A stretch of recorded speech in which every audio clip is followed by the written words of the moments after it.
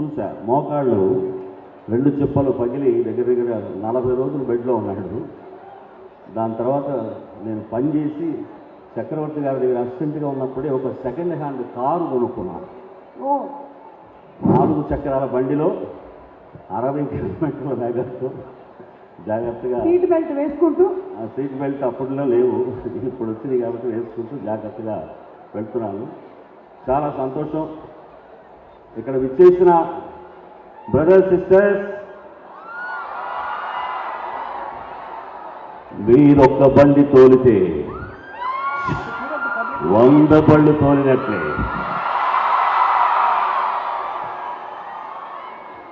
నిజంగా ఇది చాలా గొప్ప కార్యక్రమం. మరి మనందరి కోసం పోలీస్ అంటేనే మనకి మిత్రులు, మన స్నేహం, మనందరి మీద ఉన్న ప్రేమతో వాళ్ళందరూ మన సేఫ్టీకి వాళ్ళు చేసిన సాంగ్ ఇప్పుడు అనుభూతి చేసింది చాలా బాగుంది.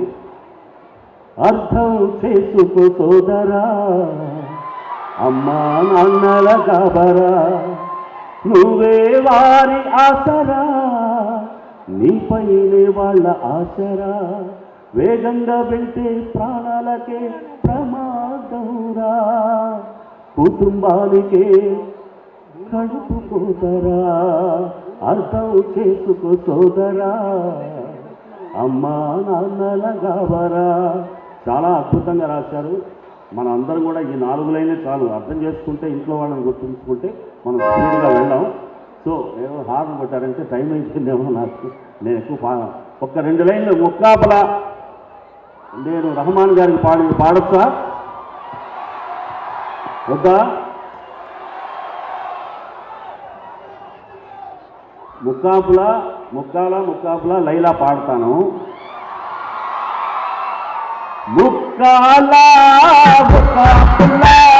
లైలా, ఓహో లైలా, వేగంగా కోనొత్తురా బైకు, ఓ బైకు, వేగంగా వెళితే నీకేనురా ప్రమాదం, మై ఫ్రెండ్. Thank you.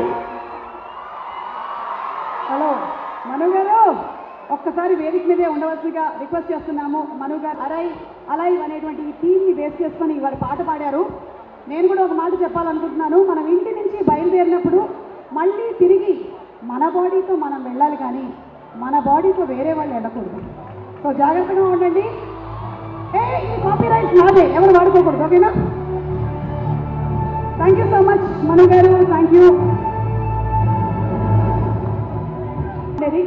కానీ వదిలేండి, మనం సేఫ్టీ గురించి మాట్లాడుతున్నాం కాబట్టి మీరు నేను డాన్స్ చేయకుండా ఉండడమే బెటర్.